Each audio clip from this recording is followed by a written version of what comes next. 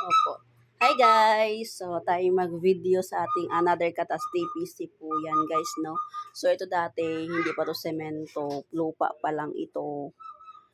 So, kahapon nga, pinasemento ko na siya. So, ayan, semento na po siya guys. Pasensya na yung, makalat.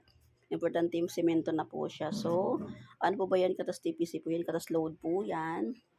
So, pwede na tayo magpaa kasi sementado na po yan. At doon na rin po sa aming labahan. So, ayan po siya. Doon main sa karat ko. Ang dami kong labahin guys. Labahin ko. My God, nabubulok na ang iba.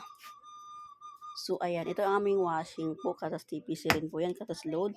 Hindi naman po siya, hindi po siya brand new. Second hand lang po yan. Pero, good pa naman po siya. With dryer po yan. Hindi pa po nag-dry.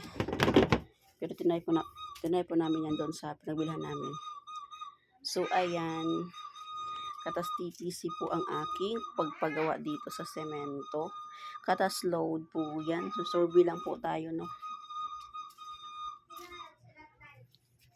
So, ayan po siya, guys. Diba? Lawak na ng bahay. Ang lawak ng bahay ko, guys. Ano ba naman yan, Pao? So, lawak ng bahay ko, guys. Malawak to, guys, no? Ito yung kusina na. Ito yung likod namin. Lagyan ng mga nakaandyan, sa putusan namin dyan pala nakalagay. Ito lang. Ayan, opo, lagyan mo namin.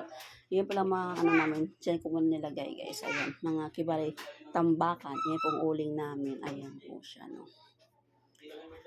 So, yan po ay katas TPC. Katas load po yung pagpagawa ko po dyan. Okay, thank you.